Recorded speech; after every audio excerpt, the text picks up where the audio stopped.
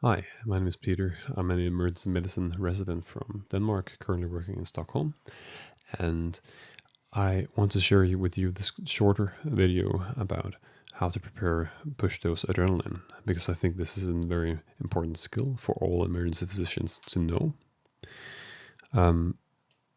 I'm no proponent of us necessarily doing intubation or like dealing with vasopressors in a Scandinavian setting. I've talked a lot about this in other videos. Please check those out for a more detailed discussion. But in short, I don't think that we necessarily need it. We always have to, in emergency medicine and in generally, to take the patient's perspective and see what do you want as a patient when you come into the emergency department. Do you want to be intubated by me, who is not an experienced intubator, or someone who's an experienced intubator?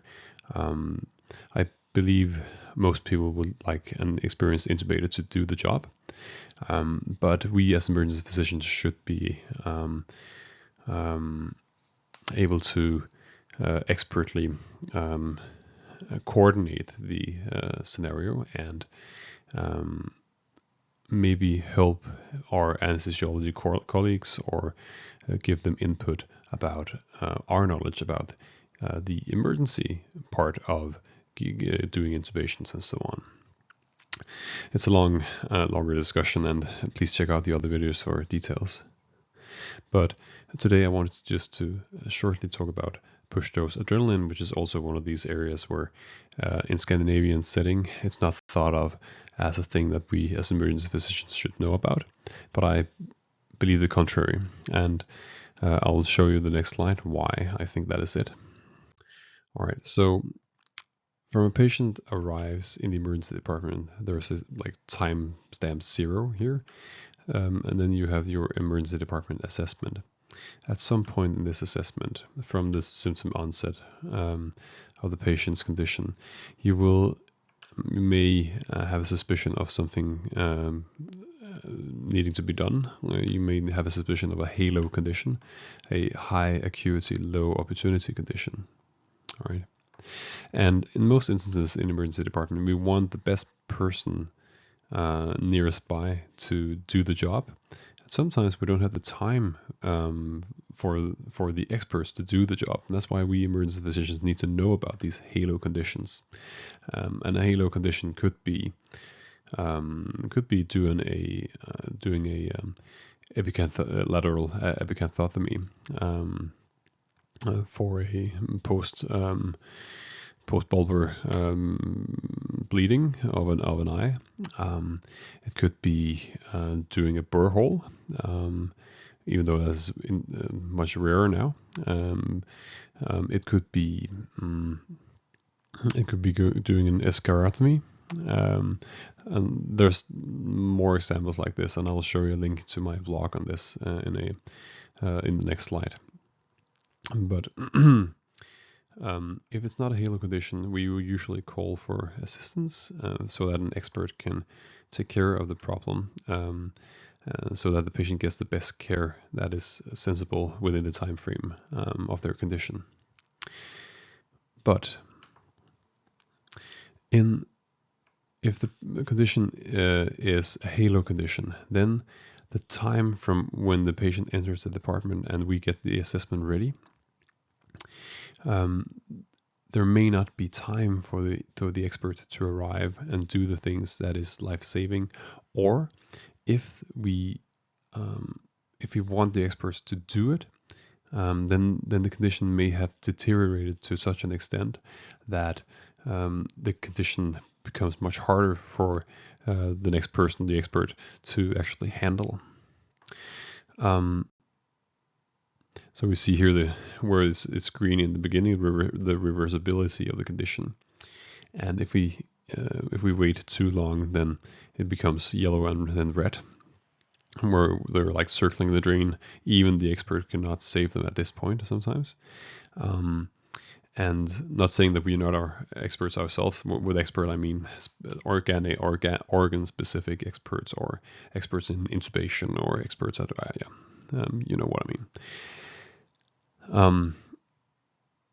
And with time, of course, the likelihood of the expert carrying out the procedure becomes greater, but also the reversibility of the condition becomes um, uh, much less likely.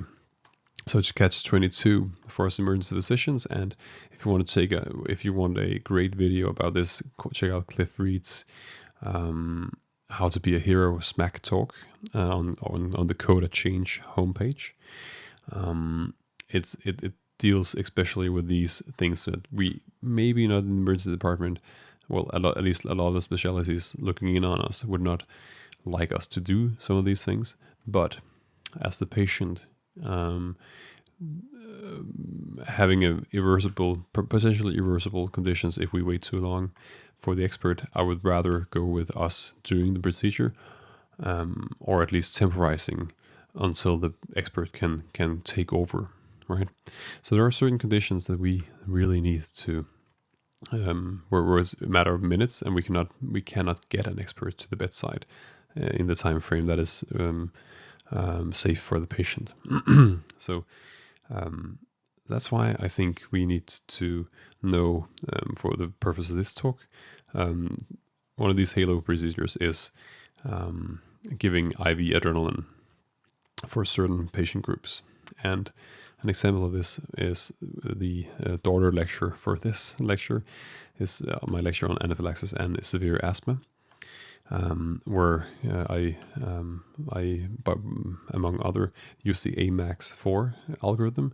And in the AMAX4 algorithm, if you get an unconscious patient, an unconscious anaphylaxis patient in here, then usually it's because of bronchospasm and deoxygenated blood, and they will only have 4 minutes until they have irreversible brain damage. And 4 minutes is usually not enough for anesthesiologists to get to the bedside and get the tube in the cord.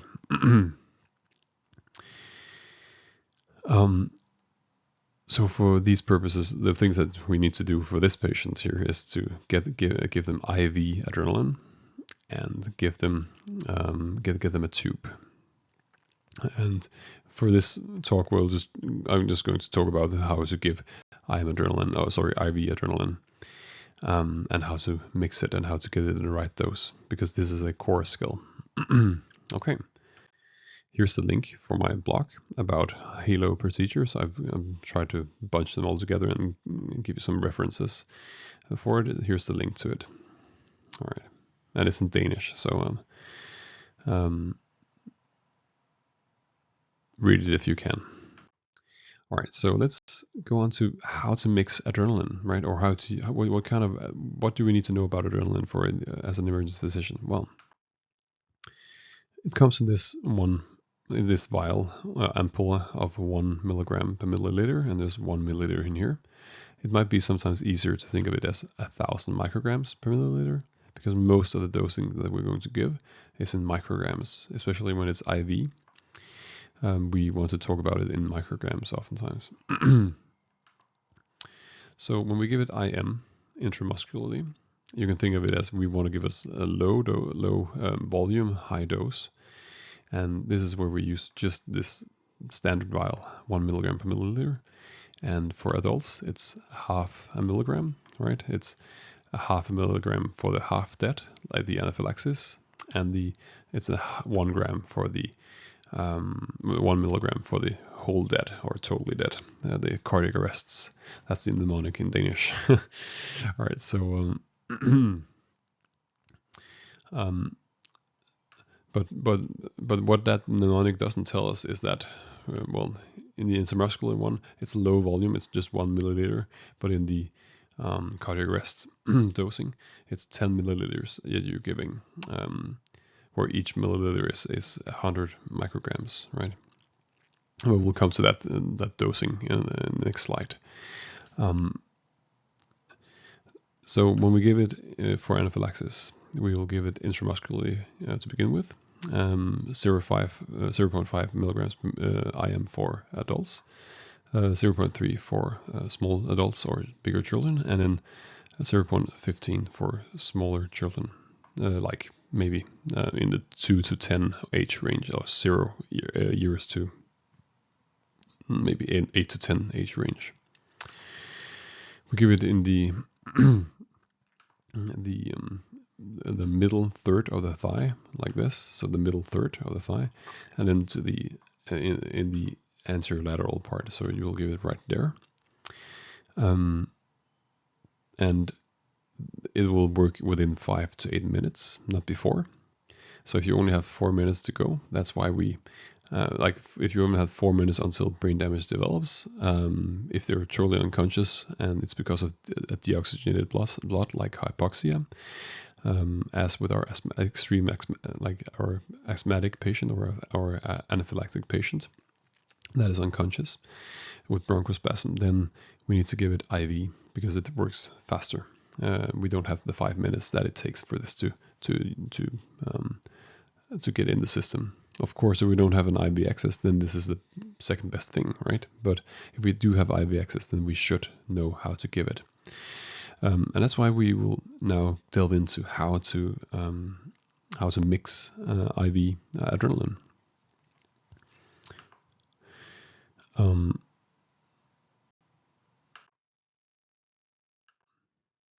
So, for instance, in the case of extreme anaphylaxis or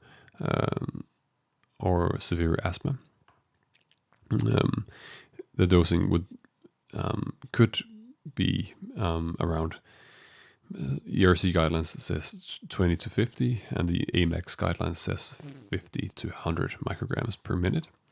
It says 1 microgram per kilo per minute, but for most big adults, it will be 50 to 100 micrograms per minute.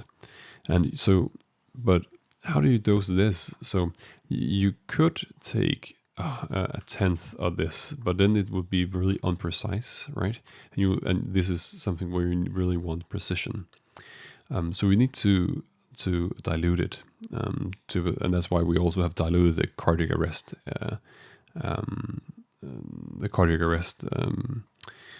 dosages of epinephrine, because when you give it IV, you want to be more precise. You cannot be too precise with like small volumes like this. So we dilute it. So we dilute it in by 10, or a factor of 10 each time. So you take 1 milliliter of this and put it into a 10 milliliter syringe, and then you take 9 milliliters of normal saline and top this syringe up. So you have 1 milliliter of 1 milligram per milliliter adrenaline and 9 milliliters of this. Then you get a dilution of a factor of 10. So you now have 10 milliliters of 0.1 instead of 1 milligram per milliliter. And that's where it comes into practice, that it could be easier thought of as 100 micrograms per milliliter. Because then you know, okay, I have to give 1 milliliter if it's a 100 kilo patient. This is what we call cardiac arrest adrenaline, or crash cart epi, or simply diluted in Swedish Enkelspat. And you give this entire syringe in a cardiac arrest, because that's equal to 1 milligram of adrenaline, but it's just higher volume, 10 milliliters, because we want to give it IV. All right, we can dilute it one more time. And why would we do that? Well, because we want it more precise, right? It's hard to give 50 micrograms from a 10 milliliter syringe. If you ever tried it, it's hard to give half milliliters because it's not that precise. Okay, so what we could do is that we do what we call a double dilution, or dubbelspärtning in Swedish, where we take this cardiac arrest amp here, or cardiac arrest syringe, with 10 milliliters of 0.1 milligrams per milliliter of adrenaline, and then we take 1 milliliter from this. Take 1 milliliter from this, and then you dilute it with, again, 9 milliliters. So the same procedure as before, just with this instead of this. And then you give get 10 milliliters of a 0.01 milligrams per milliliter or 10 micrograms per milliliter. So so from step 1 is a factor 10, and then step 2 is another factor 10. So from here to here is a factor 100, right? So this is 100 times diluted from the original. And then you can just give, if you want to give 20 or 30, then you can just give like that, 20 or 30 milliliters like that. If you want 20 or 30 micrograms, then you can just give 2 or 3 milliliters, right? But the problem sometimes comes into one of the problems, or as we just talked about. Well, if you have a heavier patient, then it doesn't matter if you have a patient on the 100 kilo mark, then it's easier to just give 1 milliliter at a time. But if you have a smaller patient, this kind of solution, this concentration is too unprecise. This is a more precise solution. But the problem with this one is that you don't have that much of it, and you have to repeat the same step over and over, the dilution, because quite quickly you will run out of this amount. And in an emergency situation, you want to reduce these extra steps if you can. I'm not saying it's wrong to do this. This is what the EMCrit for years and years has preached us to do, as push dose epi. And I'll share the links in the end of this lecture. So there's nothing wrong with this. This is perfectly fine. Let's say but there are other solutions to this, and let's look into some of these. How to get adrenaline in other ways. So this was the first way we just talked about, like diluting, and maybe diluting twice if you need to, with the syringe and normal saline. So that's one way. There is another way to give higher dose, get a higher dose of, or sorry, a higher volume of the dubbelspät, or the factor 100 diluted concentration, and that would be if you have these 100 milliliter bags somewhere lying around in the emergency department.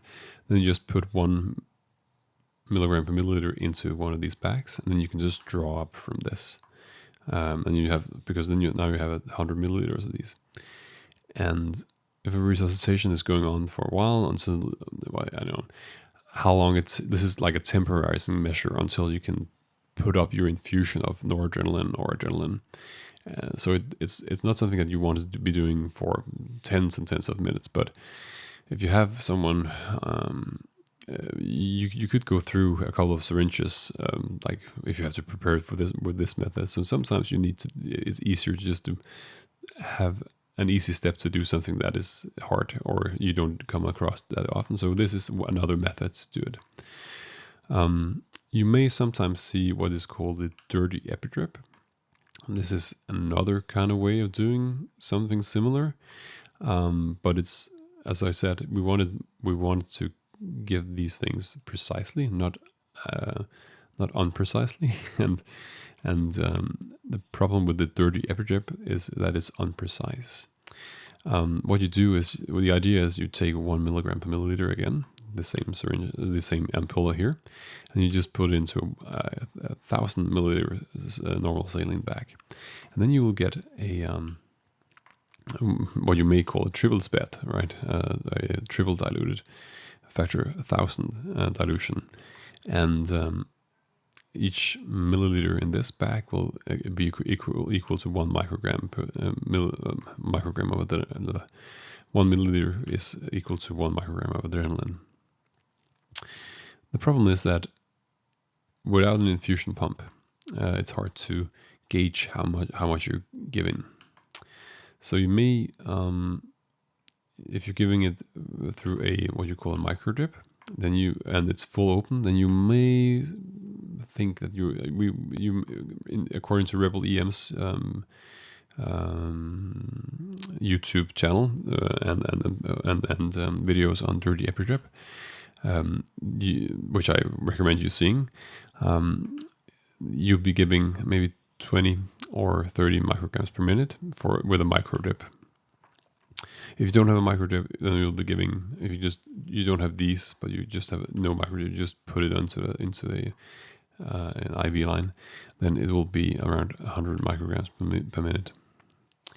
And this would be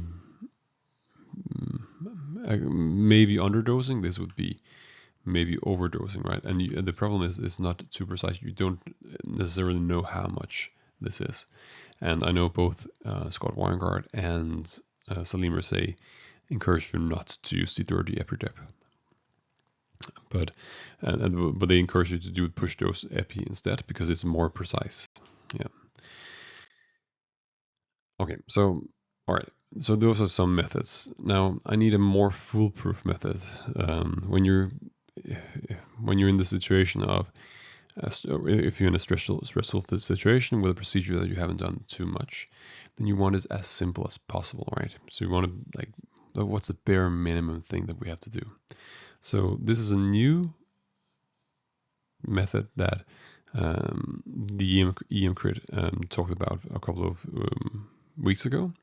I have the link in the description link in the end of the lecture, and what you quite simply do is you take so you have this pre-prepared the crash cart adrenaline, because you have your cardiac arrest wagon, your cardiac arrest cart, and in that you have Engelspeth or simply diluted epinephrine or adrenaline. So, and this is 10 milliliters, right? So it's a 10 milliliter solution. Like if you give the entire thing, then you give 1 milligram, and that's 1 milligram for the totally dead, right? So,